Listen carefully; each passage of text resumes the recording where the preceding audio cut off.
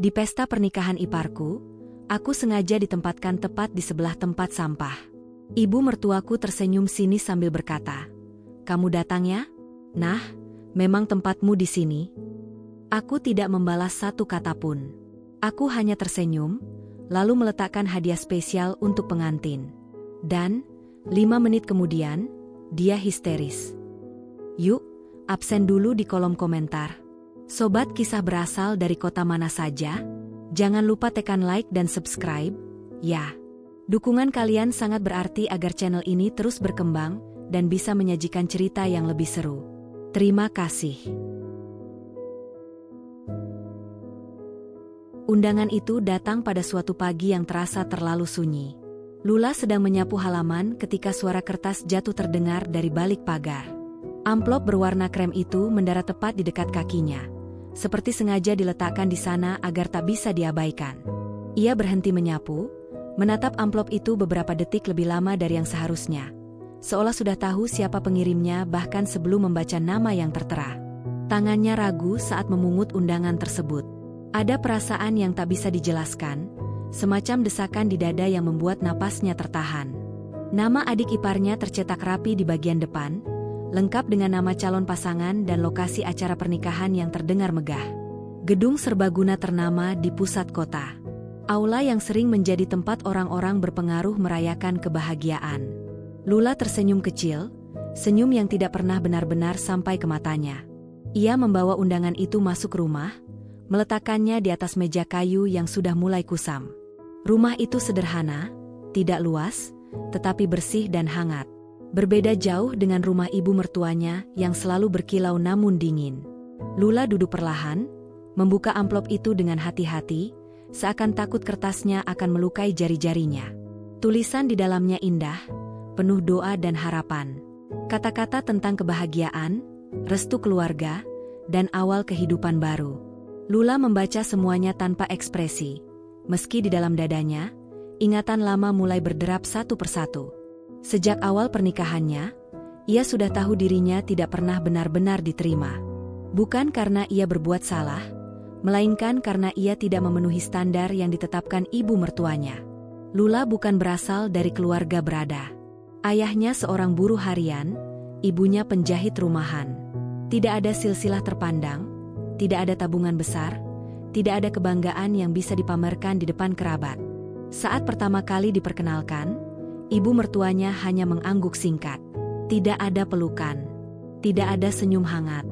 Hanya tatapan menilai, dari ujung rambut hingga ujung kaki, seolah Lula adalah barang murah yang terselip di antara barang-barang mahal. Dan sejak hari itu, segalanya terasa ditentukan. Setiap kunjungan ke rumah mertua selalu menyisakan luka kecil. Kadang berupa komentar ringan yang terdengar seperti candaan, tetapi menggores lebih dalam dari pisau. Kadang berupa perintah yang disampaikan tanpa melihat wajahnya. Lula belajar menelan semuanya dengan diam. Ia percaya, suatu hari nanti, sikap baiknya akan cukup untuk meluluhkan hati yang keras itu. Namun tahun demi tahun berlalu, dan yang berubah hanya kesabarannya yang semakin terasa. Undangan pernikahan ini adalah undangan resmi pertama yang ditujukan kepadanya secara langsung. Biasanya, namanya hanya tertulis kecil di belakang nama suami. Kali ini, namanya tercetak jelas. Lula tidak tahu apakah itu tanda penghargaan atau sekadar formalitas belaka. Ia hanya tahu satu hal. Kehadirannya di sana tidak benar-benar diharapkan. Ia melipat kembali undangan itu, lalu menatap langit-langit rumah. Bayangan pesta pernikahan mulai terbentuk di kepalanya. Gaun indah, meja-meja penuh hidangan, tawa tamu undangan. Dan di sudut tertentu, dirinya berdiri sebagai pelengkap yang tak diinginkan. Suaminya pulang sore itu dengan wajah lelah. Lula menyambutnya seperti biasa, menyuguhkan minuman hangat dan senyum yang tetap terjaga. Ia tidak langsung menunjukkan undangan tersebut. Ia menunggu saat yang tepat, meski sebenarnya tidak ada waktu yang benar-benar terasa tepat.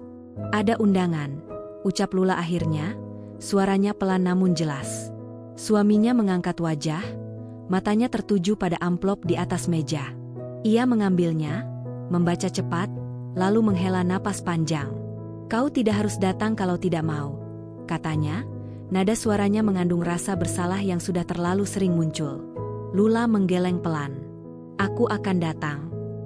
Jawaban itu keluar begitu saja, tanpa ragu. Bahkan Lula sendiri terkejut mendengarnya. Ada sesuatu di dalam dirinya yang sudah lelah menghindar. Ia tidak ingin lagi menjadi bayangan yang selalu memilih menjauh demi menghindari rasa sakit. Suaminya menatapnya lama, seolah ingin mengatakan sesuatu, tetapi akhirnya hanya mengangguk. Mereka berdua tahu, pernikahan itu bukan sekadar acara keluarga. Itu adalah medan yang penuh kenangan pahit. Malam itu, Lula tidak langsung tidur. Ia duduk di depan meja kecil di sudut kamar, menyalakan lampu redup, dan mengambil sebuah kotak kosong dari lemari. Kotak itu sederhana, berwarna polos, tanpa hiasan apapun. Ia membuka tutupnya, menatap ruang kosong di dalamnya cukup lama. Belum ada hadiah di sana, namun niatnya sudah terbentuk. Ia tidak ingin membawa perhiasan, tidak ingin membawa amplop berisi uang. Semua itu bisa dibeli, bisa dibandingkan, bisa direndahkan. Lula ingin membawa sesuatu yang tidak bisa diukur dengan harga, sesuatu yang tidak bisa diputarbalikan dengan senyum palsu. Tangannya mengepal perlahan. Bukan amarah yang ia rasakan, melainkan keteguhan. Selama ini, ia terlalu sering diam demi menjaga keharmonisan yang semu. Terlalu sering mengalah demi menghormati orang-orang yang tidak pernah menghormatinya. Pernikahan ini akan menjadi panggung terakhir bagi kepura-puraan itu. Di luar, malam semakin pekat. Suara kendaraan sesekali melintas, memecah keheningan. Lula menutup kotak itu kembali, lalu menyimpannya di tempat yang aman. Matanya terpejam, bukan karena kantuk, tetapi karena ia sedang menguatkan dirinya sendiri. Ia tahu, langkah yang akan diambilnya tidak bisa ditarik kembali. Dan untuk pertama kalinya sejak menjadi bagian dari keluarga itu, Lula tidak merasa takut. Ia hanya merasa siap. Bab ini bukan tentang balas dendam. Belum. Ini adalah awal dari sebuah keputusan. Keputusan untuk berhenti menerima hinaan sebagai takdir. Dan undangan itu, yang datang tanpa permisi, telah membuka pintu menuju sesuatu yang jauh lebih besar daripada sekadar pesta pernikahan. Pagi itu, Lula bangun lebih awal dari biasanya. Cahaya matahari masih malu-malu menembus celah jendela ketika ia sudah duduk di tepi ranjang, memandangi lantai dengan tatapan kosong. Undangan pernikahan itu kembali terlintas di benaknya, bukan sebagai kertas bertuliskan nama dan tanggal, melainkan sebagai simbol dari semua yang selama ini ia pendam. Ia berjalan ke dapur, menjerang air, lalu menyiapkan sarapan sederhana.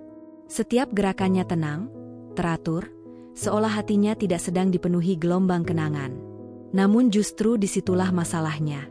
Kenangan itu tidak datang dengan gaduh. Ia muncul pelan, merayap, lalu menetap tanpa bisa diusir. Rumah ibu mertuanya adalah tempat pertama yang muncul dalam pikirannya. Bangunan besar dengan pagar tinggi dan cat dinding mengilap itu selalu membuat Lula merasa seperti tamu yang kebetulan tersesat. Setiap kali melangkah masuk ke sana, dadanya terasa menyempit. Bukan karena takut, melainkan karena sadar bahwa tidak ada satu sudut pun yang benar-benar mengharapkannya. Ia masih ingat kunjungan pertamanya setelah menikah. Hari itu, ia mengenakan pakaian terbaik yang ia punya.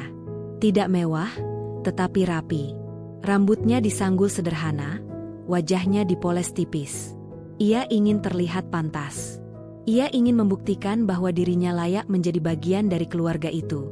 Namun yang ia dapatkan hanyalah senyum singkat dan perintah tanpa basa-basi. "Kau bisa bantu di dapur," kata ibu mertuanya waktu itu, tanpa menoleh. Tidak ada sapaan. Tidak ada pertanyaan tentang kabarnya. Di ruang tamu, ipar-iparnya duduk bercengkerama, tertawa lepas. Lula berdiri sebentar, menunggu diajak bergabung. Undangan itu tidak pernah datang. Akhirnya, ia melangkah ke dapur, mencuci piring yang bahkan belum ia gunakan. Sejak hari itu, perannya ditentukan dengan jelas. Lula adalah orang yang selalu diminta membantu, tetapi jarang diajak berbincang. Ia ada, namun tidak benar-benar dianggap. Jika ia melakukan kesalahan kecil, sorot mata ibu mertuanya langsung berubah tajam. Jika ia melakukan sesuatu dengan benar, tak ada pujian yang datang. Memang sudah seharusnya begitu. Begitu kira-kira sikap yang selalu ia terima. Adik iparnya, Calon pengantin itu tidak jauh berbeda. Perempuan itu tumbuh dalam lingkaran pujian dan pembelaan. Apapun yang ia lakukan selalu dianggap wajar. Nada bicaranya sering merendahkan, meski dibungkus tawa. Kak Lula ini orangnya sederhana.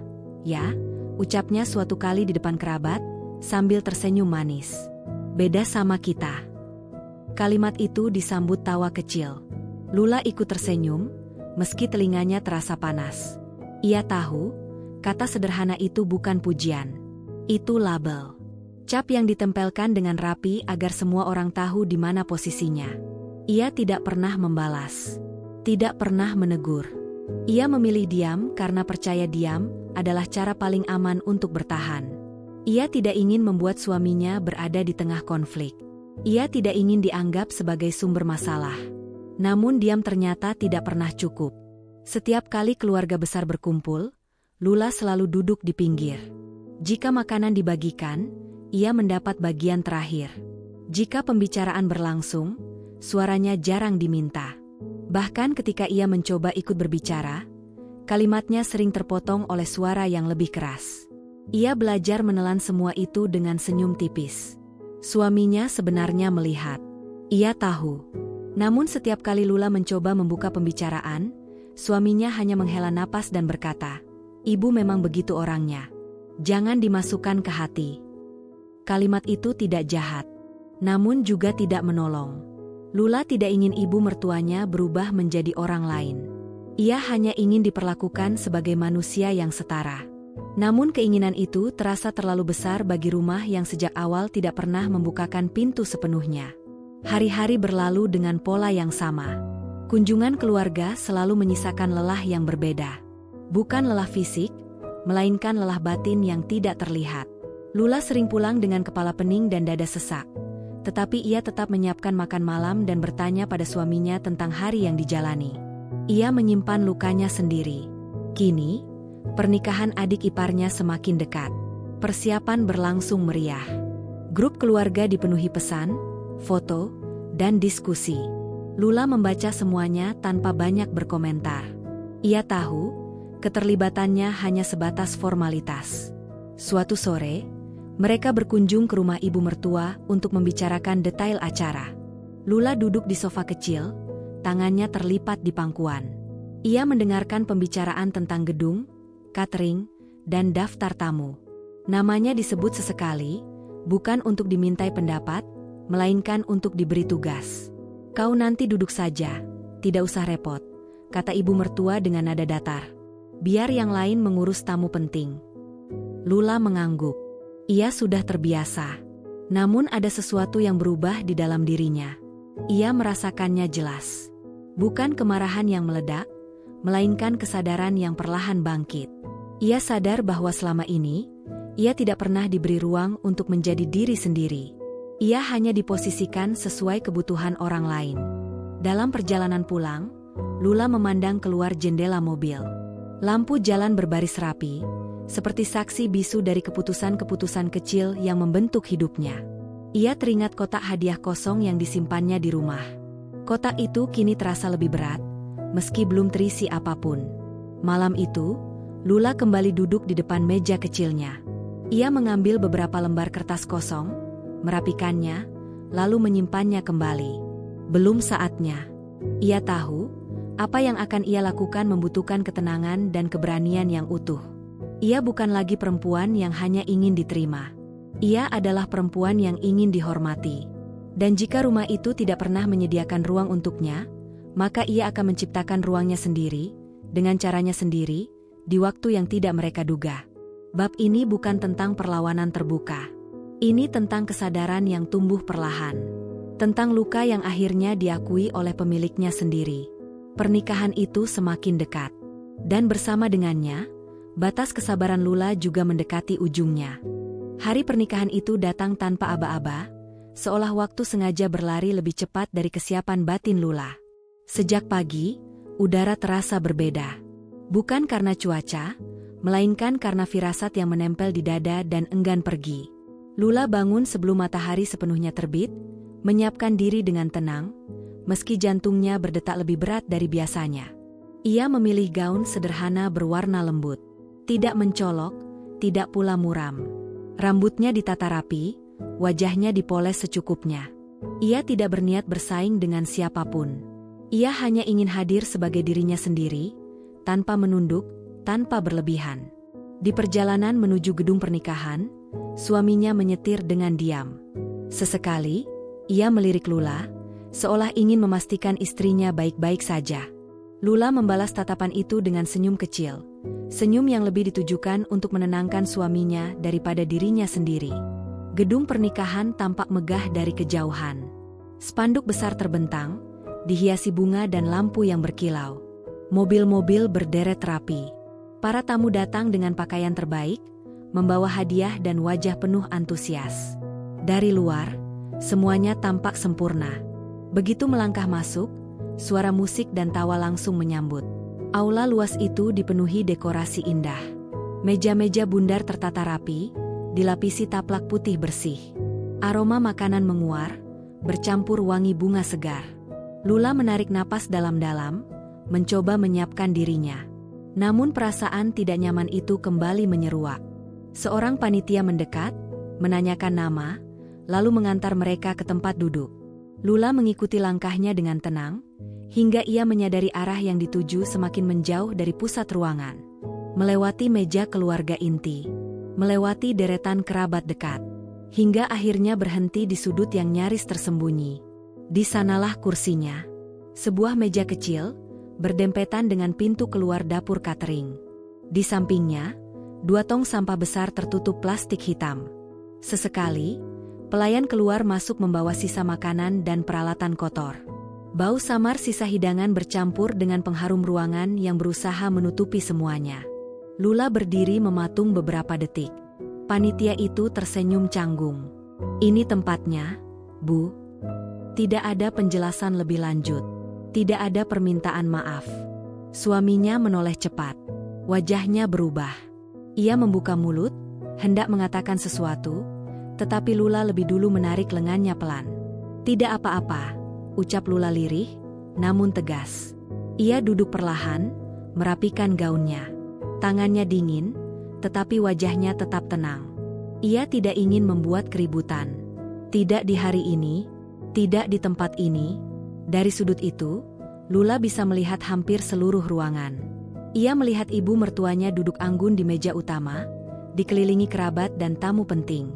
Wajah perempuan itu berseri, penuh kebanggaan. Sesekali, pandangannya melirik ke arah Lula, lalu berpaling seolah tidak melihat apapun. Adik iparnya, sang pengantin perempuan, tampil memukau. Gaunnya berkilau, senyumnya lebar. Setiap langkahnya disambut pujian. Setiap tawa mengundang decak kagum.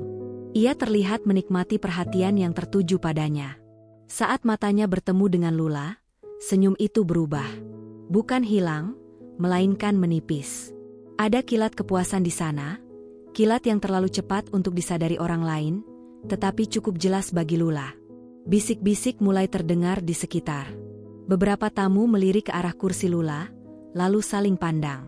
Ada yang mengernyit, ada yang berbisik pelan, ada pula yang pura-pura tidak peduli.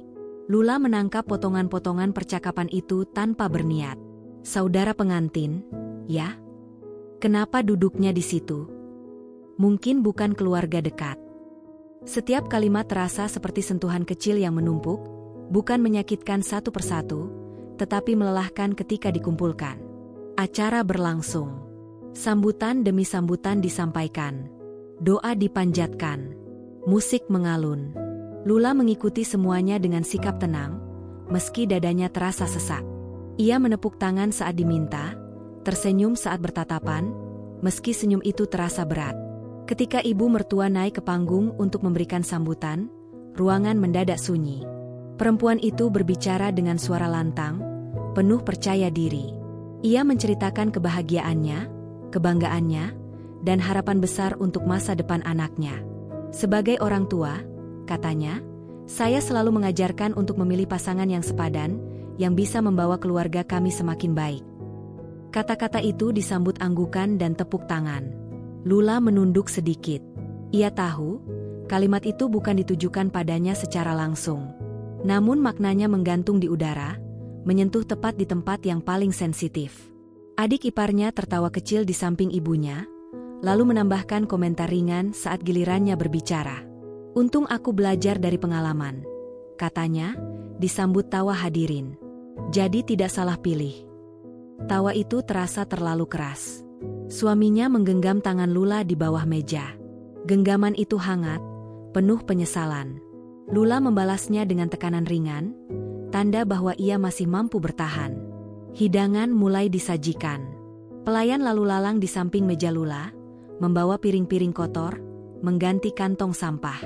Bau sisa makanan semakin terasa.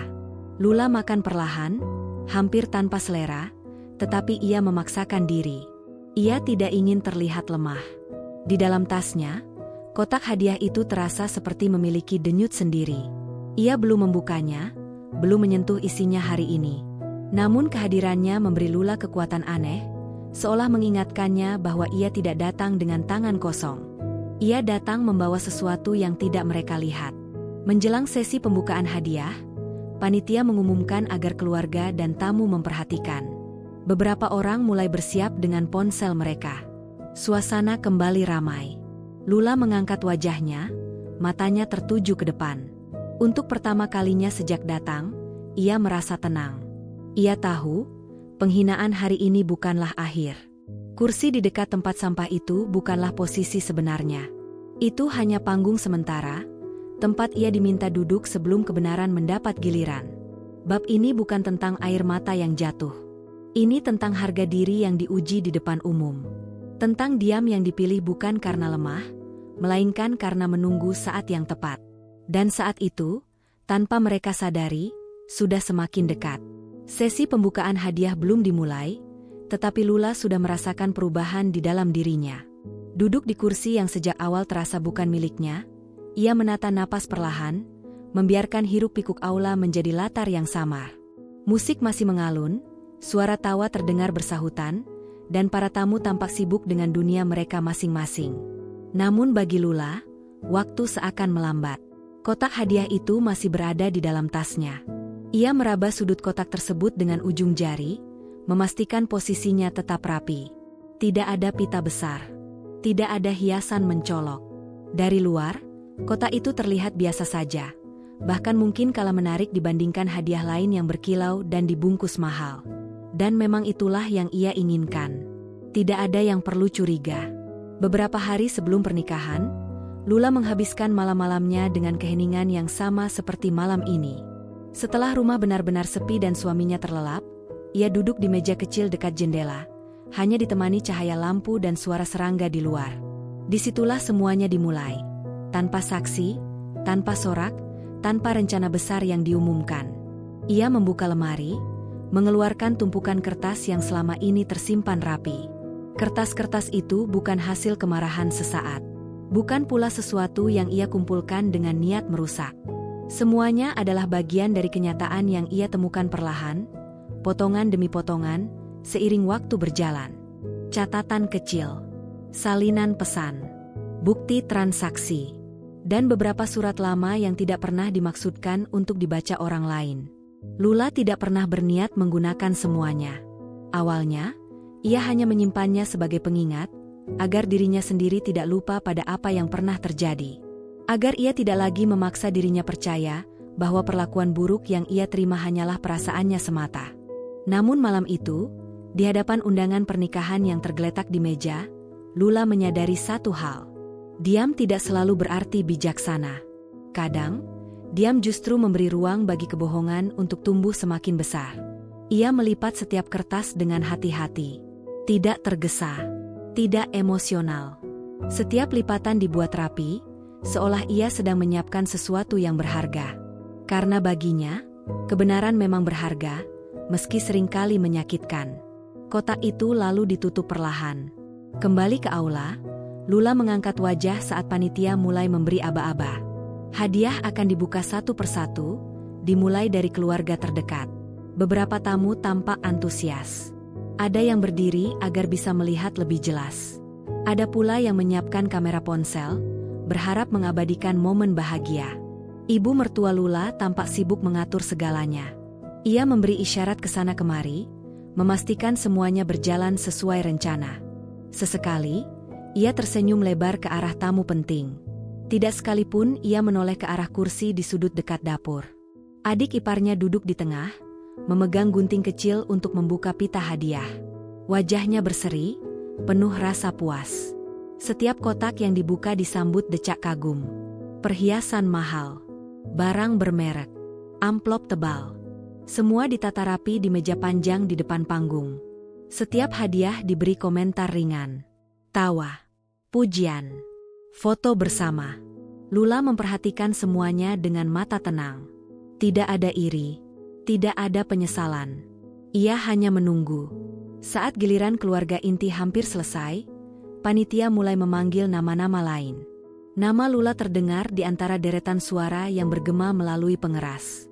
Tidak ada penekanan, tidak ada sambutan istimewa, hanya formalitas.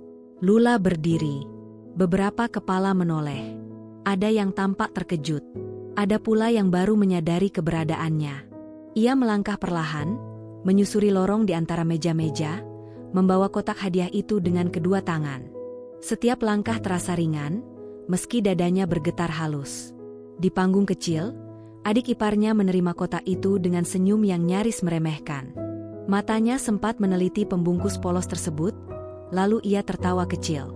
"Terima kasih," ucapnya singkat. Tidak ada pelukan, tidak ada kata tambahan. Ibu mertua Lula memperhatikan dari samping, alisnya sedikit terangkat. Tatapannya mengandung penilaian cepat, seolah sudah menebak bahwa isi kotak itu tidak akan istimewa. Ia bahkan sempat berpaling, berbincang dengan tamu di sebelahnya, seakan momen itu tidak layak mendapat perhatian penuh. Lula kembali ke tempat duduknya tanpa tergesa. Ia tidak menoleh. Ia tidak mencari reaksi. Ia tahu, semua itu akan datang pada waktunya.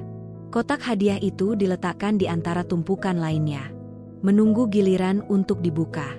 Sementara acara berlanjut, Lula kembali duduk di kursinya yang sempit. Pelayan kembali lalu lalang di dekatnya. Tong sampah dibuka, ditutup, diganti. Suara plastik bergesekan terdengar jelas.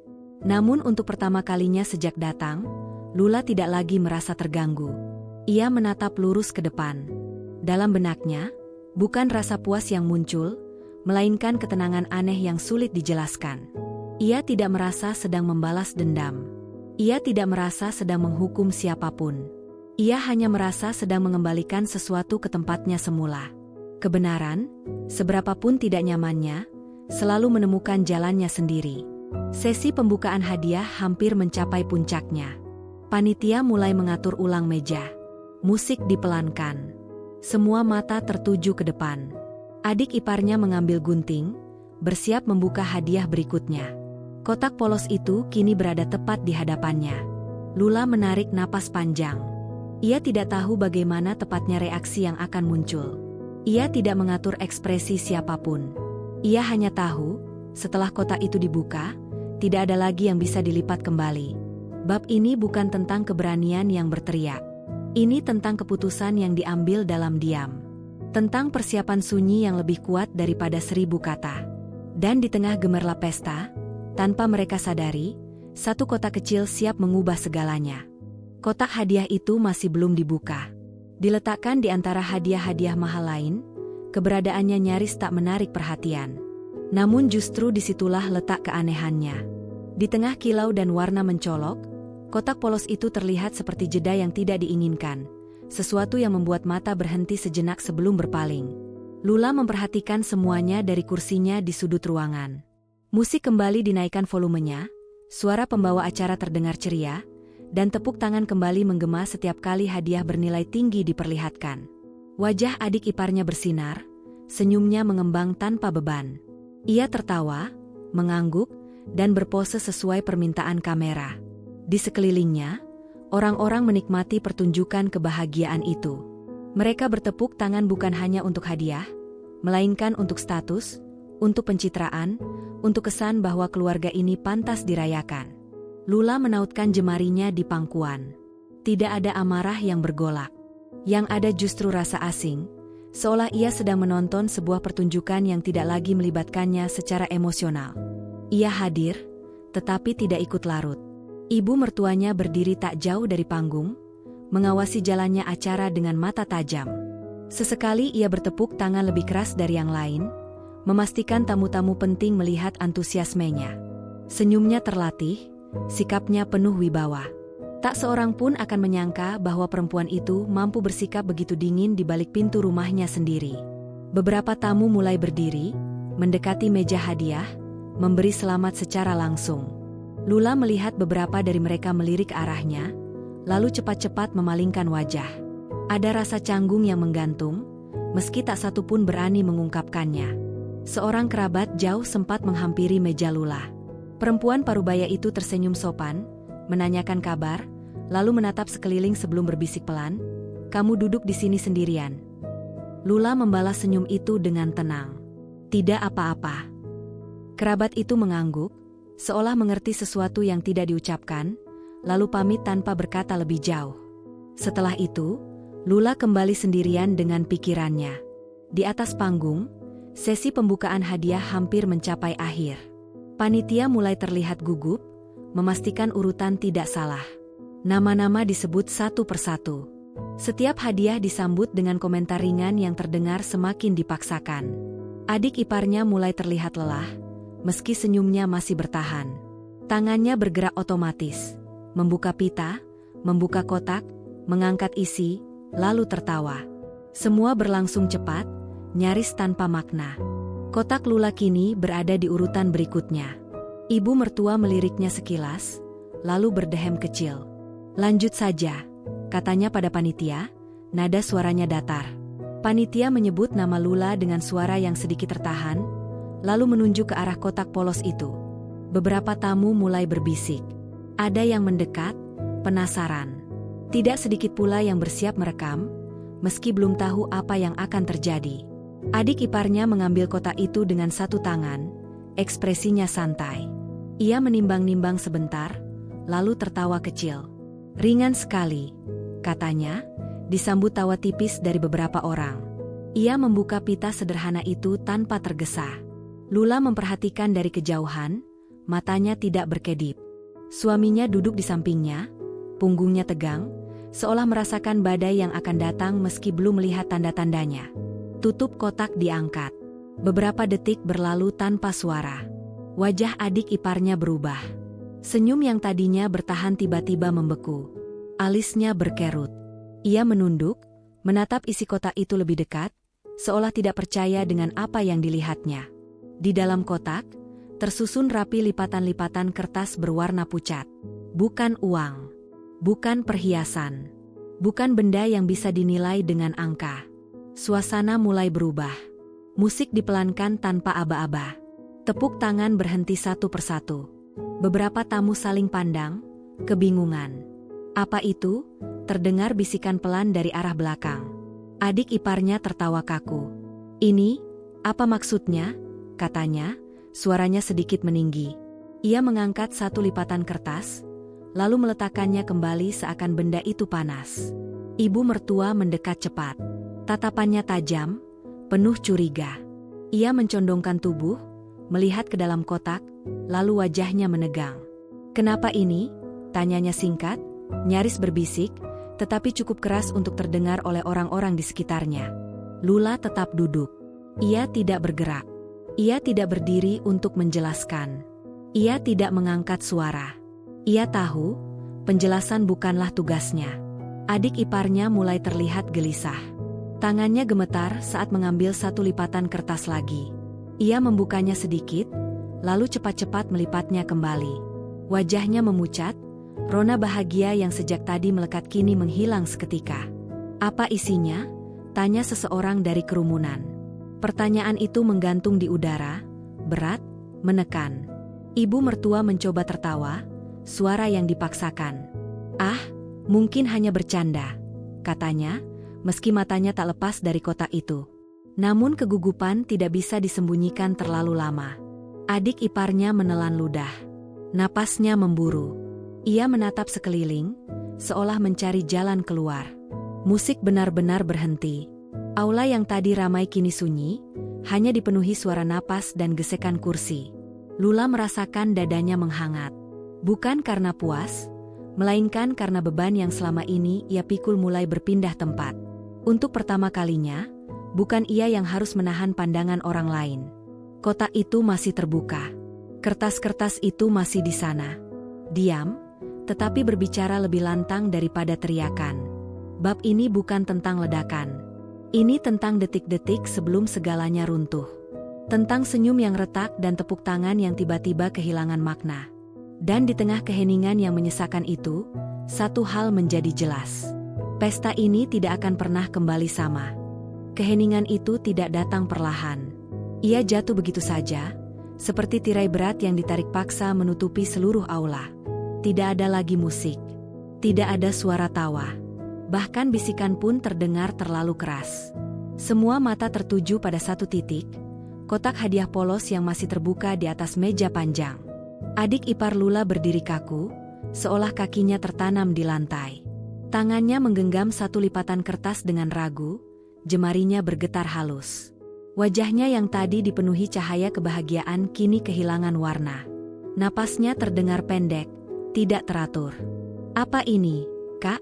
tanyanya akhirnya, suaranya bergetar, dipaksakan tetap terdengar ringan, meski jelas gagal. Tidak ada jawaban. Lula tetap duduk di tempatnya. Ia tidak mengangkat kepala berlebihan. Ia tidak menatap tajam. Ia hanya memandang lurus ke depan, matanya tenang, punggungnya tegak. Di dalam dadanya, jantung berdetak stabil, seolah telah lama bersiap menghadapi momen ini. Ibu mertua melangkah maju satu langkah. Sepatunya berbunyi nyaring di lantai aula yang sunyi. Tatapannya menusuk, bukan pada kertas-kertas itu, melainkan ke arah Lula, meski jarak memisahkan mereka. "Kau ini apa maksudnya?"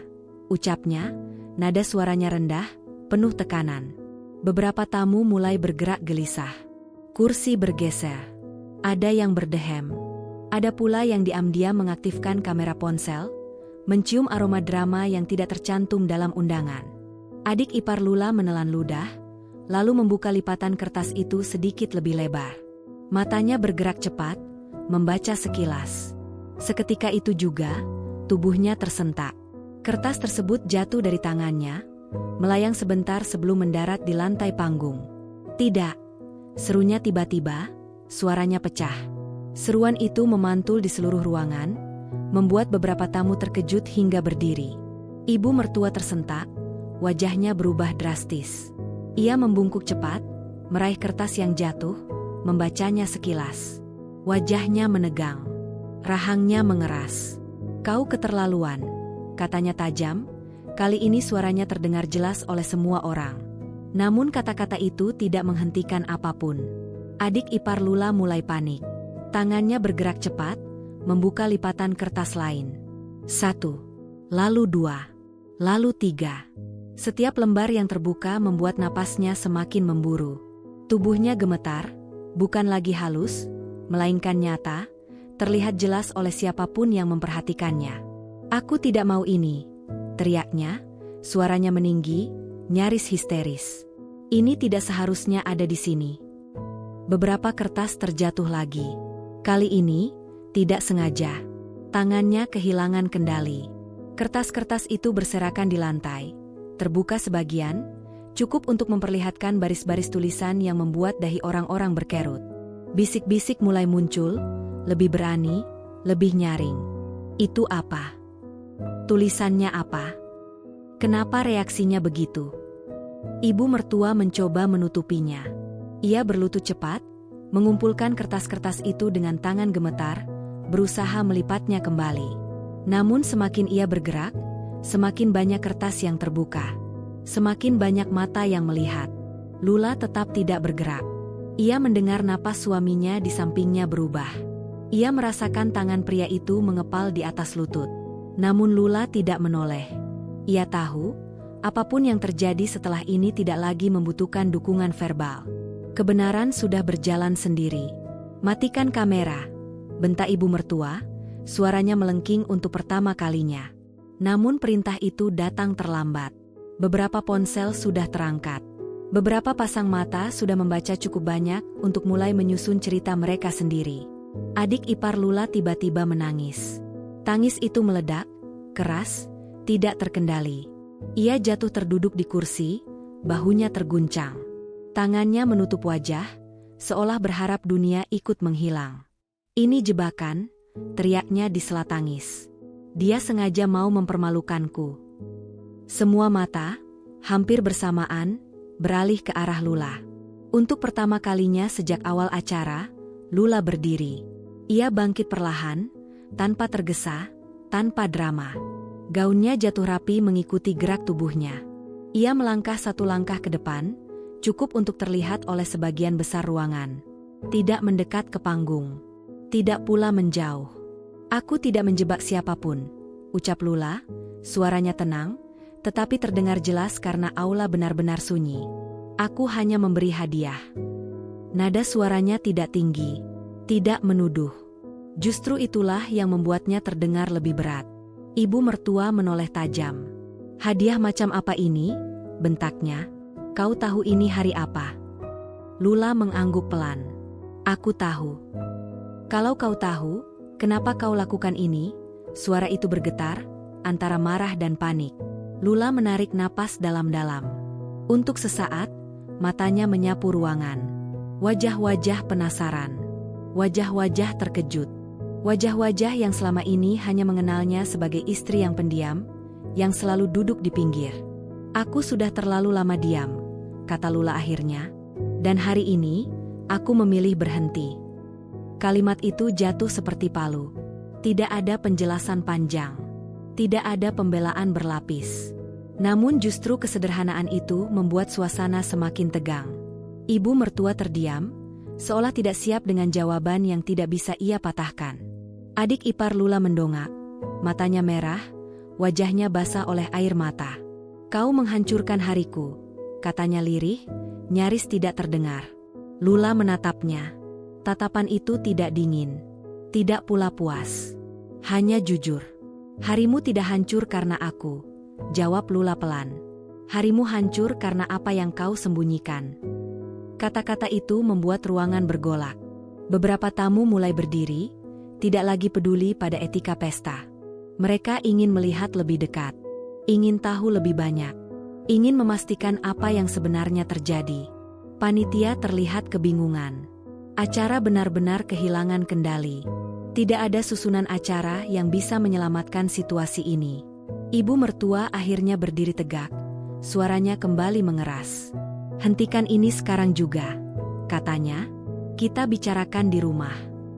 Namun semua orang tahu, apapun yang terjadi setelah ini tidak bisa lagi disembunyikan di balik pintu rumah. Kotak hadiah itu masih terbuka. Kertas-kertas itu masih berserakan. Dan kebenaran, sekali terlepas, tidak pernah mau kembali dilipat rapi. Bab ini bukan tentang kemenangan. Ini tentang titik tanpa jalan kembali. Tentang pesta yang berubah menjadi pengadilan tanpa hakim. Dan di tengah kekacauan itu, satu hal menjadi pasti. Keluarga ini tidak akan pernah sama lagi. Tidak ada satupun yang siap menghadapi apa yang terjadi setelah kalimat itu diucapkan. Aula yang sebelumnya sunyi mendadak berubah menjadi ruang yang penuh suara, namun tidak lagi teratur. Bisikan menjadi gumaman. Gumaman berubah menjadi pertanyaan. Pertanyaan menjelma tudingan yang saling bertabrakan. Adik ipar Lula menjerit. Jeritan itu memecah sisa kendali yang masih tersisa. Suaranya melengking, menusuk, membuat beberapa tamu refleks menutup telinga. Tangisnya tidak lagi teratur. Bahunya terguncang hebat, tubuhnya meringkuk di kursi seperti seseorang yang baru saja dijatuhkan dari ketinggian tanpa pegangan. "Matikan semuanya. Aku tidak mau ini," teriaknya sambil memukul meja hadiah. Kotak polos itu terjatuh. Kertas-kertas kembali berhamburan, kali ini lebih luas. Beberapa meluncur hingga ke kaki tamu di barisan depan. Seseorang menunduk, membaca sekilas, lalu mendongak dengan wajah berubah. Ini serius?" gumamnya. Ibu mertua Lula berteriak memanggil panitia, suaranya nyaris tak terkendali. "Hentikan acara. Sekarang." Namun tidak ada tombol yang bisa menghentikan apa yang sudah terlanjur bergerak. Beberapa tamu berdiri, mendekat, bukan untuk membantu, melainkan untuk melihat. Rasa penasaran jauh lebih kuat daripada rasa empati. "Kau gila," bentak ibu mertua ke arah Lula, matanya menyala. "Kau benar-benar ingin menghancurkan keluarga ini di depan umum." Lula berdiri diam. Wajahnya tetap tenang, meski matanya kini sedikit berkaca. Bukan karena menyesal, melainkan karena tekanan yang akhirnya menemukan jalan keluar. "Aku tidak menghancurkan apapun," jawab Lula, suaranya lebih tegas dari sebelumnya. "Aku hanya berhenti melindungi kebohongan." Kalimat itu disambut reaksi beragam. Ada yang terkejut, ada yang mengangguk pelan. Ada pula yang mulai menyatukan potongan cerita yang selama ini hanya menjadi gosip samar. Adik ipar Lula tiba-tiba berdiri, wajahnya merah, matanya liar. Ia menunjuk Lula dengan jari gemetar. "Kau iri padaku. Itu saja. Kau tidak pernah senang melihatku bahagia." Tuduhan itu meluncur begitu saja, tanpa dasar, namun penuh emosi. Beberapa tamu menghela napas, sebagian lain terdiam. Lula menggeleng pelan. "Jika aku iri, aku tidak akan memilih cara ini," katanya. "Aku bisa saja berteriak sejak lama. Tapi aku tidak melakukannya." Ibu mertua maju satu langkah, berdiri di antara Lula dan anaknya. Sikapnya protektif, meski getaran di bahunya menunjukkan kepanikan yang tak bisa ia sembunyikan. "Apapun yang kau punya, simpan sekarang," katanya dingin. "Kau sudah cukup mempermalukan kami." Suaminya akhirnya berdiri.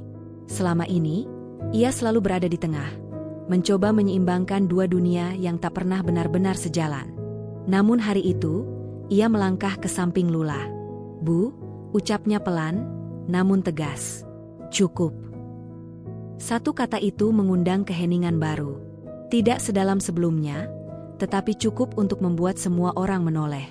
"Kami sudah terlalu lama diam," lanjutnya. "Dan hari ini, semuanya terbuka.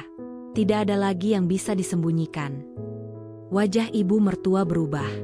Bukan hanya marah, tetapi terluka oleh kenyataan bahwa kendali yang selama ini ia pegang mulai runtuh. Ia membuka mulut, hendak membalas, namun adik ipar Lula kembali menjerit. "Aku tidak mau menikah lagi," teriaknya histeris. "Hentikan ini. Aku tidak sanggup." Teriakan itu menghantam pengantin pria, yang sejak tadi berdiri kaku di sampingnya. Wajahnya pucat, matanya berpindah-pindah antara calon istrinya, ibu mertuanya, dan kertas-kertas yang kini sudah berada di tangan beberapa tamu. "Apa maksudnya semua ini?" tanyanya lirih, lebih kepada dirinya sendiri. Tidak ada yang langsung menjawab. Panitia akhirnya mendekat, berusaha mengamankan situasi, namun jelas tidak berdaya. Ini bukan masalah teknis. Ini ledakan emosi yang sudah lama tertahan. Beberapa kerabat mulai berdebat. Ada yang membela ibu mertua. Ada yang mempertanyakan kebenaran isi kertas. Suara-suara saling bertumpuk, menciptakan kekacauan yang membuat aula terasa sempit. Di tengah semua itu, Lula merasakan sesuatu yang aneh. Bukan kepuasan. Bukan pula kesedihan mendalam. Melainkan kelegaan. Seperti seseorang yang akhirnya bisa bernapas setelah lama terendam. Ia menatap adik iparnya yang kini terduduk lemas di lantai, gaun indahnya kusut, riasan wajahnya luntur. Tidak ada rasa menang di sana. Hanya kesadaran bahwa setiap pilihan membawa akibatnya sendiri. Ibu mertua akhirnya duduk, tubuhnya seakan kehilangan tenaga. Untuk pertama kalinya, perempuan itu terlihat tua. Keriput di wajahnya tampak jelas. Tatapan matanya kosong, seolah mencoba memahami bagaimana semua ini bisa lepas dari genggamannya. "Bawa dia keluar," katanya lemah kepada seseorang di dekatnya. Adik ipar Lula digiring ke belakang panggung, masih menangis, masih berteriak sesekali. Musik tidak pernah dinyalakan kembali. Lampu tetap terang, memperlihatkan sisa-sisa pesta yang kini terasa seperti reruntuhan. Beberapa tamu mulai pergi. Ada yang menunduk saat melewati Lula. Ada pula yang menatapnya dengan campuran rasa ingin tahu dan hormat. Tidak ada yang berani berkomentar langsung. Lula duduk kembali.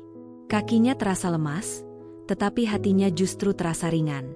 Ia menyadari, setelah ini, tidak akan ada jalan kembali. Hubungannya dengan keluarga itu telah berubah selamanya. Namun untuk pertama kalinya, perubahan itu tidak lagi menakutkan. Bab ini bukan tentang kehancuran satu pesta. Ini tentang runtuhnya topeng yang selama ini menutup wajah sebenarnya.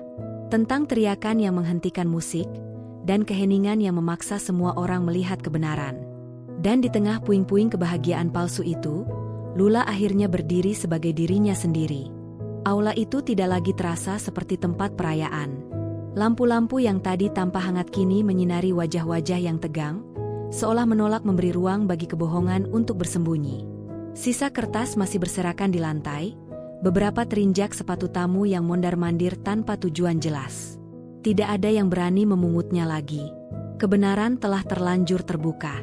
Adik ipar Lula sudah dibawa keluar ruangan, namun gema tangis dan teriakannya masih terasa menggantung di udara. Beberapa kursi kosong ditinggalkan tamu yang memilih pulang lebih awal. Yang tersisa adalah mereka yang ingin tahu, dan mereka yang tidak bisa pergi begitu saja karena terikat oleh hubungan darah, nama baik, dan rasa malu. Ibu mertua Lula berdiri kembali, meski tubuhnya tampak berat. Ia menatap sekeliling dengan sorot mata yang berubah. Tidak lagi penuh kuasa, melainkan waspada. Untuk pertama kalinya, ia berada di tengah orang-orang yang tidak bisa ia kendalikan sepenuhnya. Kertas-kertas itu tidak ada artinya, katanya lantang, mencoba mengambil alih situasi. Itu urusan lama yang tidak seharusnya dibuka di sini. Beberapa orang saling pandang. Ada yang mengangguk ragu. Ada pula yang mengernyit, jelas tidak puas dengan penjelasan singkat itu. Kalau tidak ada artinya, kenapa reaksinya seperti itu? Tanya seseorang dari barisan depan, suaranya tidak tinggi, tetapi cukup jelas untuk terdengar.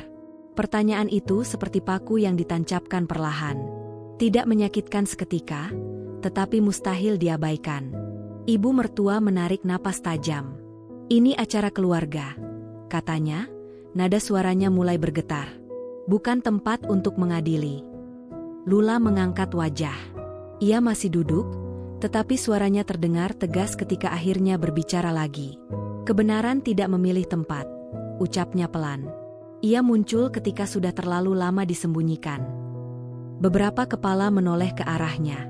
Tidak ada ejekan. Tidak ada bisikan merendahkan. Kali ini, yang ada adalah perhatian penuh. Suaminya berdiri di samping Lula. Tangannya diletakkan di bahu istrinya, bukan sebagai perlindungan, melainkan sebagai pengakuan. Aku tahu sebagian dari ini, katanya, suaranya berat. Dan aku tahu, selama ini kami diminta diam. Kalimat itu membuat suasana semakin tegang. Pengantin pria melangkah maju, wajahnya pucat, matanya merah. Apa sebenarnya isi kertas itu? Tanyanya, kali ini lebih tegas. Aku berhak tahu sebelum aku melangkah lebih jauh. Beberapa kertas masih berada di tangan tamu yang tadi membacanya sekilas. Salah satunya, seorang pria paruh baya, menghela napas panjang. Ini bukan gosip, katanya akhirnya. Ini bukti. Kata itu jatuh berat, memicu kegaduhan baru. Ibu mertua berusaha merebut kertas tersebut, namun pria itu menghindar. Terlambat, katanya singkat. Sudah cukup banyak yang melihat. Lula menutup mata sejenak.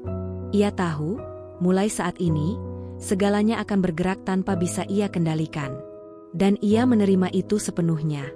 Isi kertas-kertas itu bukan sekadar catatan pribadi. Ada pengakuan tentang keputusan masa lalu yang disembunyikan. Ada transaksi yang sengaja ditutupi. Ada kebohongan yang dibungkus rapi demi menjaga citra keluarga. Semua itu disusun tanpa emosi, tanpa tambahan bumbu. Fakta apa adanya. Tidak ada satupun kalimat yang dibuat untuk mempermalukan. Namun justru karena itulah dampaknya begitu besar. Kenapa ini disimpan? Tanya seorang kerabat, suaranya lirih, nyaris kecewa. Kenapa kami tidak pernah tahu? Ibu mertua terdiam. Bibirnya bergetar, tetapi tidak ada jawaban yang keluar. Untuk pertama kalinya, ia tidak memiliki kata-kata yang cukup kuat untuk memutarbalikkan keadaan. Lula berdiri perlahan. Kakinya masih terasa lemah, tetapi langkahnya mantap. Ia tidak mendekati panggung. Ia berdiri di tempatnya, cukup agar suaranya terdengar. Aku tidak pernah berniat membuka ini di hari bahagia siapapun, katanya.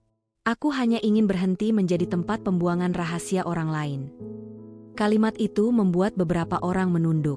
Aku diperlakukan seolah tidak layak, lanjut Lula. Disingkirkan, direndahkan, dan diminta mengerti tanpa pernah diberi kesempatan bicara. Hadiah itu bukan untuk menghancurkan pesta. Hadiah itu adalah batas. Ibu mertua menatap Lula lama. Ada kemarahan, ada rasa malu, dan di balik semuanya, ada ketakutan yang belum pernah terlihat sebelumnya. Kau bisa bicara baik-baik, katanya lemah. Lula menggeleng. Aku sudah mencoba, jawabnya, bertahun-tahun. Suasana kembali sunyi. Kali ini bukan karena kaget, melainkan karena orang-orang mulai memahami lapisan di balik ributan ini. Ini bukan ledakan tiba-tiba. Ini akumulasi dari pembiaran yang terlalu lama. Pengantin pria mengusap wajahnya, napasnya berat. Aku butuh waktu, katanya akhirnya. Aku tidak bisa melanjutkan ini tanpa kejujuran. Kalimat itu membuat ibu mertua terduduk kembali. Bahunya jatuh. Kekuatan yang selama ini menopangnya seolah runtuh sekaligus. Panitia mendekat dengan ragu, menawarkan untuk menghentikan acara sepenuhnya. Tidak ada yang menolak. Tidak ada pula yang protes. Semua tahu, pesta ini sudah berakhir, meski jam belum menunjukkan akhir acara. Tamu-tamu mulai berpamitan. Kali ini, banyak yang menatap Lula dengan cara berbeda. Tidak lagi sebagai perempuan yang duduk di dekat tempat sampah, melainkan sebagai seseorang yang akhirnya berani berdiri di ruang yang tidak pernah disediakan untuknya. Lula mengemas tasnya perlahan. Kotak hadiah itu sudah tidak utuh lagi. Ia tidak berusaha mengambil kembali kertas-kertas yang tersisa. Ia tahu, fungsinya telah selesai. Di ambang pintu, ia berhenti sejenak, menoleh ke arah aula yang kini hampir kosong. Sisa dekorasi berdiri diam, seperti saksi bisu dari kebenaran yang tidak bisa dilipat kembali. Bab ini bukan tentang siapa yang kalah atau menang. Ini tentang konsekuensi yang akhirnya menyusul pilihan-pilihan lama. Tentang kebenaran yang, sekali terbuka, tidak pernah mau kembali menjadi rahasia. Dan bagi Lula, meski jalan di depannya belum jelas, satu hal pasti. Ia tidak lagi berjalan dengan kepala tertunduk. Gedung pernikahan itu akhirnya benar-benar sunyi. Bukan sunyi yang damai, melainkan sunyi yang terasa seperti sisa gemuruh setelah bangunan runtuh. Kursi-kursi kosong berderet tak beraturan. Meja hadiah dibiarkan begitu saja, tanpa hiasan, tanpa penjagaan. Bunga-bunga masih berdiri tegak, namun warnanya terasa pudar di bawah lampu yang belum sempat dipadamkan. Lula melangkah keluar bersama suaminya tanpa banyak bicara. Angin sore menyentuh wajahnya, membawa hawa dingin yang menyadarkannya bahwa semua telah selesai. Tidak ada lagi panggung. Tidak ada lagi tatapan ratusan pasang mata. Hanya langkah kaki mereka berdua yang terdengar di pelataran parkir. Di dalam mobil, mereka duduk lama tanpa menyalakan mesin. Suaminya menggenggam kemudi, napasnya berat. Lula memandang lurus ke depan, memperhatikan pantulan cahaya gedung di kaca mobil. Aku minta maaf, ucap suaminya akhirnya, suaranya serak. Lula menoleh. Kata-kata itu bukan pertama kali ia dengar. Namun kali ini, ada sesuatu yang berbeda. Tidak ada pembelaan. Tidak ada alasan. Hanya penyesalan yang utuh. Kau tidak perlu minta maaf lagi, jawab Lula pelan. Aku hanya ingin kau melihat. Suaminya mengangguk, matanya berkaca. Hari ini aku melihat semuanya. Mesin mobil dinyalakan. Mereka meninggalkan gedung itu tanpa menoleh lagi. Keesokan harinya, kabar tentang pesta yang berakhir kacau itu menyebar cepat. Bukan sebagai gosip murahan, melainkan sebagai bisik-bisik berat yang beredar di antara kerabat dan kenalan. Tidak ada satu versi tunggal. Setiap orang membawa potongan cerita masing-masing. Namun satu hal seragam. Nama keluarga itu disebut dengan nada berbeda dari sebelumnya. Rumah ibu mertua Lula menjadi jauh lebih sepi. Telepon yang biasanya berdering nyaris, tanpa jeda kini jarang berbunyi. Pesan-pesan singkat yang datang pun singkat dan canggung. Tidak ada lagi rencana arisan mendadak. Tidak ada kunjungan tanpa janji. Dinding rumah besar itu berdiri kokoh, namun suasana di dalamnya retak. Ibu mertua Lula duduk sendirian di ruang tamu yang luas, menatap lantai mengilap yang kini terasa dingin. Ia mengingat setiap momen di aula itu, setiap tatapan yang berubah, setiap bisikan yang tidak lagi bisa ia kendalikan. Selama ini, Ia terbiasa menjadi pusat. Kini, ia harus belajar menjadi bahan pembicaraan. Adik ipar Lula mengurung diri di kamar. Pernikahan itu ditangguhkan tanpa penjelasan resmi. Gaun pengantin masih tergantung, tidak pernah disimpan kembali. Setiap kali ia menatapnya, dadanya terasa sesak. Bukan hanya karena malu, melainkan karena kenyataan yang akhirnya mengejarnya.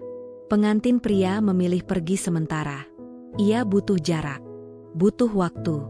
Keputusan itu menjadi pukulan lain yang tidak terduga. Di rumahnya sendiri, Lula menjalani hari-hari dengan keheningan yang berbeda. Tidak ada lagi tekanan untuk bersikap baik secara berlebihan.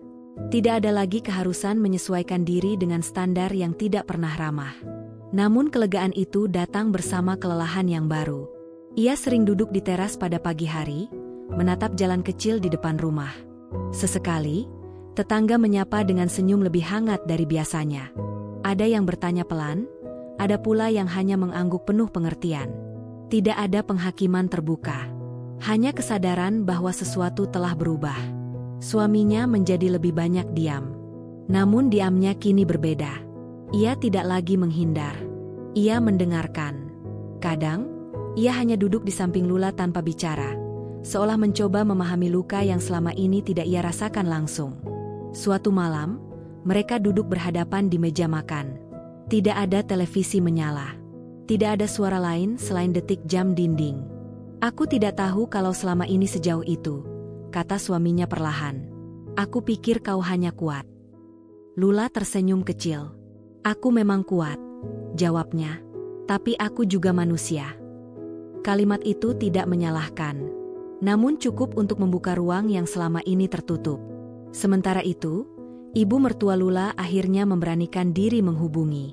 Telepon itu berdering lama sebelum Lula mengangkatnya. "Kita perlu bicara." Suara di seberang terdengar lelah, tidak lagi penuh perintah. Lula menghela napas. "Aku tahu."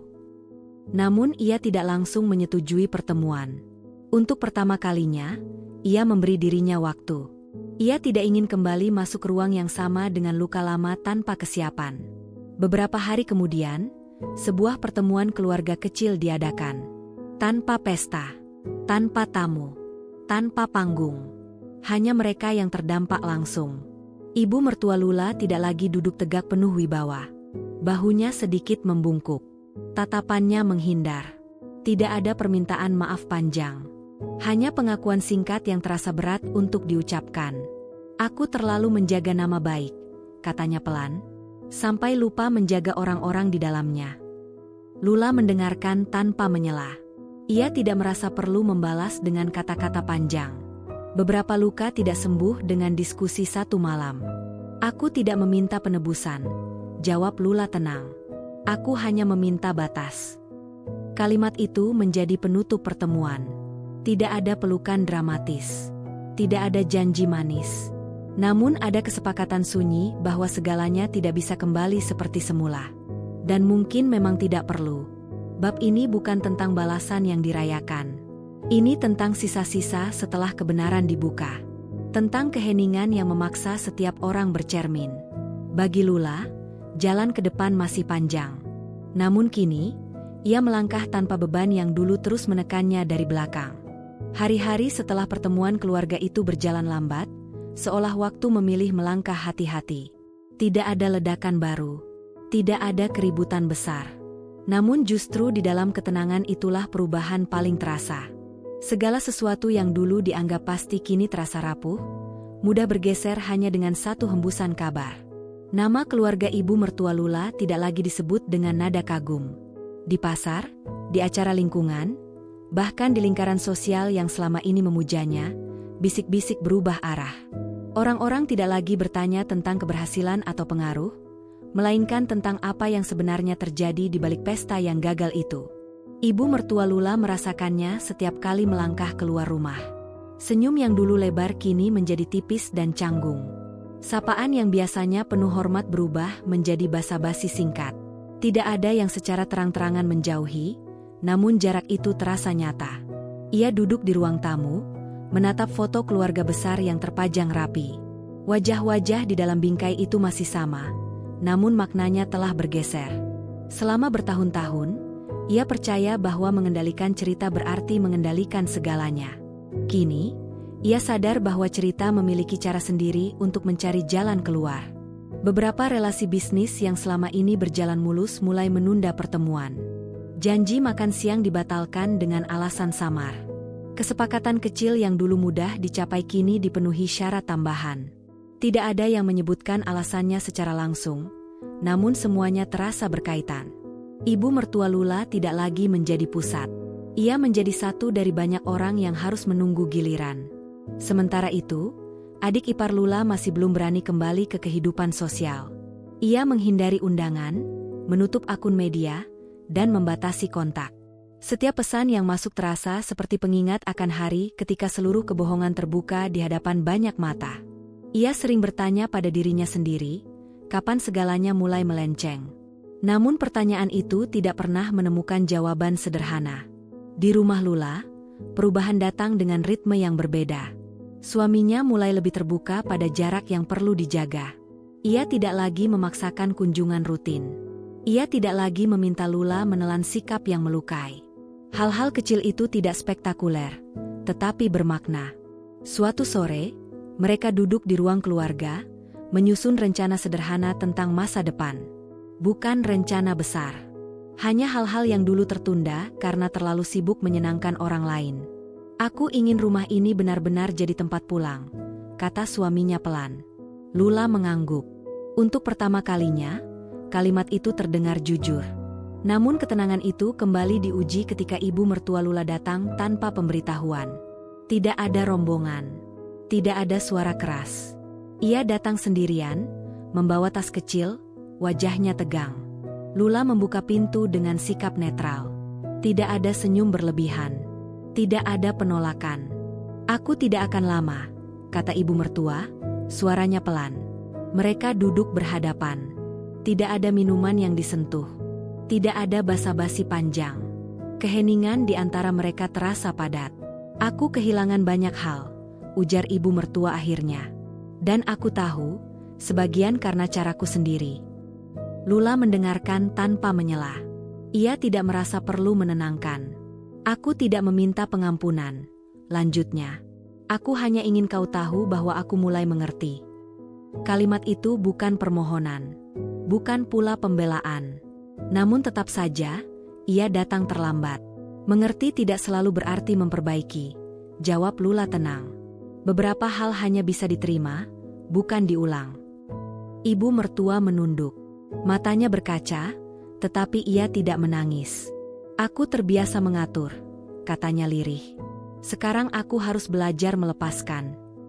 Lula berdiri, menandakan percakapan itu cukup. Itu bukan tugasku untuk mengajarkan, ucapnya. Aku hanya memastikan aku tidak lagi terluka. Kata-kata itu menutup kunjungan singkat tersebut. Setelah ibu mertua pergi, Lula duduk sendiri di ruang tamu. Ia tidak merasa menang, tidak pula merasa kalah.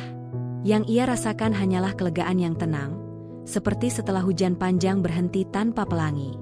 Nama baik keluarga itu mungkin tidak akan runtuh sepenuhnya. Namun retaknya cukup dalam untuk mengubah banyak hal. Dan perubahan itu, meski menyakitkan bagi sebagian orang, menjadi ruang bagi kebenaran untuk bernapas. Pagi datang tanpa suara gaduh.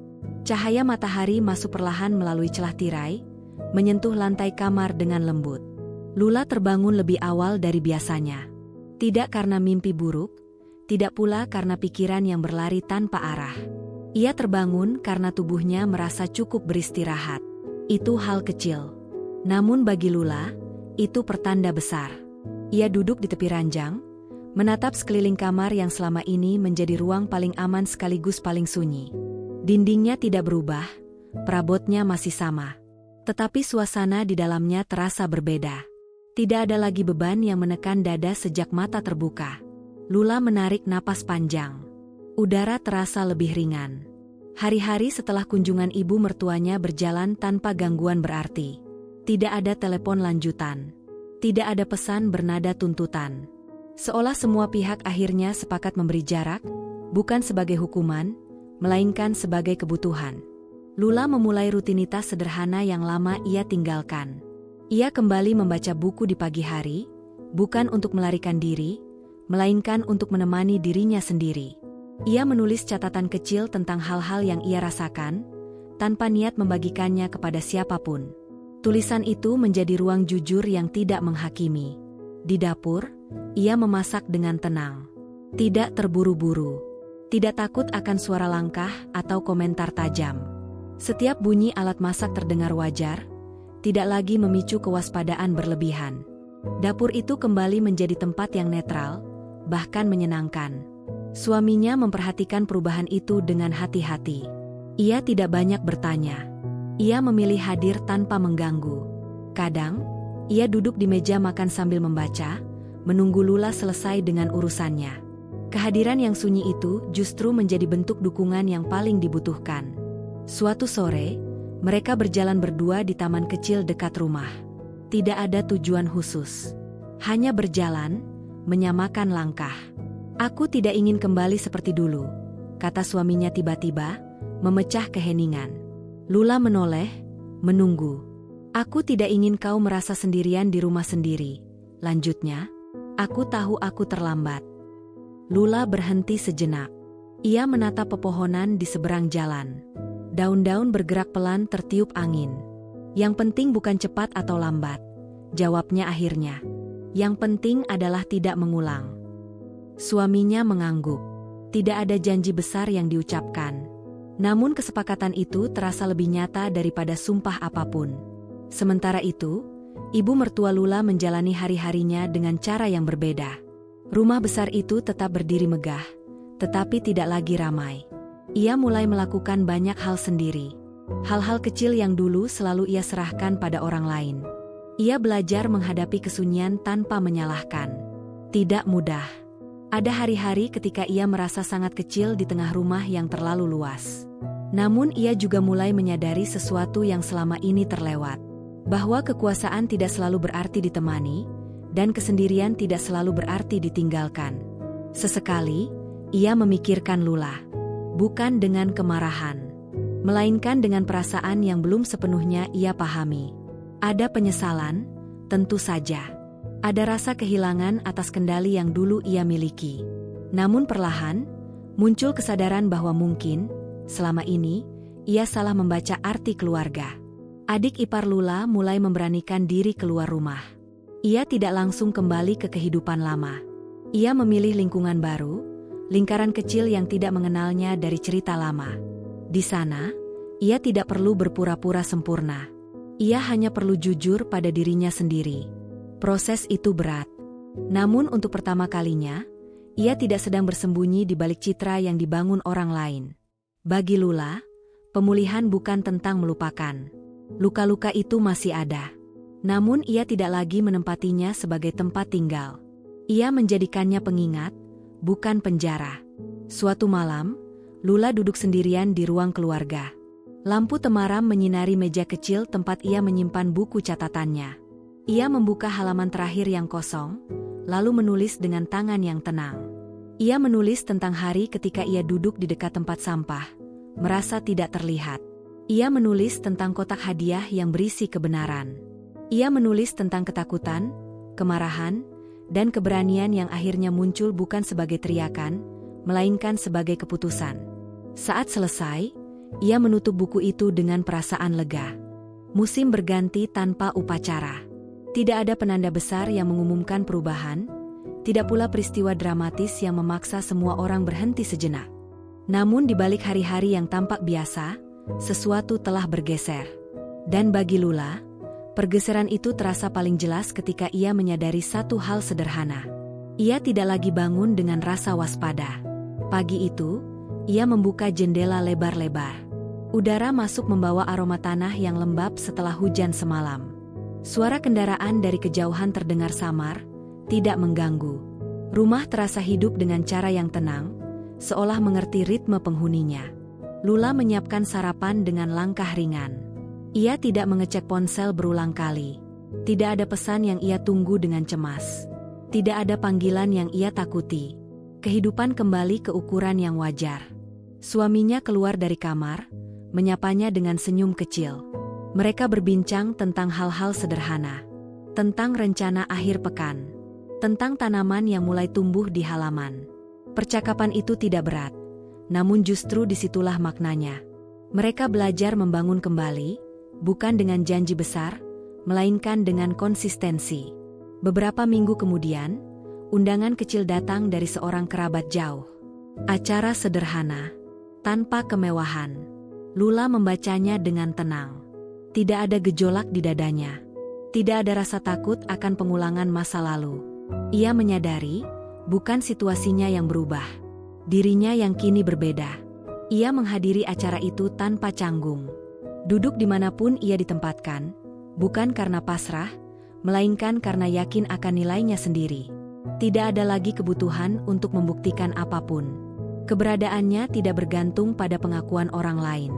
Di sisi lain kota, ibu mertua Lula menjalani hidup dengan cara yang lebih sunyi. Tidak semua hubungan kembali seperti dulu. Beberapa orang memilih menjaga jarak. Beberapa lainnya kembali perlahan, dengan kehati-hatian. Ia menerima semuanya tanpa banyak komentar. Ia mulai menghabiskan waktu di ruang kecil di belakang rumah, membaca, menata ulang pikirannya. Kadang, ia teringat masa lalu dengan getir. Kadang, dengan penyesalan. Namun kini, ia tidak lagi berusaha menutupi perasaan itu dengan kekuasaan. Ia belajar duduk bersama ketidaknyamanan. Suatu hari, ia menulis pesan singkat kepada Lula. Tidak panjang. Tidak berlebihan. Aku berharap kau baik. Lula membacanya tanpa emosi berlebih. Ia membalas dengan satu kalimat yang jujur. Aku baik. Tidak ada lanjutan. Namun pesan itu cukup. Adik ipar Lula memulai hidupnya kembali di tempat yang tidak banyak orang mengenalnya. Ia bekerja, belajar, dan membangun hari demi hari dengan perlahan. Tidak semua luka sembuh. Namun ia tidak lagi menyangkal keberadaannya. Ia menerima bahwa beberapa kesalahan tidak bisa dihapus, hanya bisa diperbaiki dengan cara hidup yang berbeda. Waktu terus berjalan. Pada suatu sore yang cerah, Lula duduk di teras rumahnya, secangkir minuman hangat di tangan. Ia menatap langit yang perlahan berubah warna.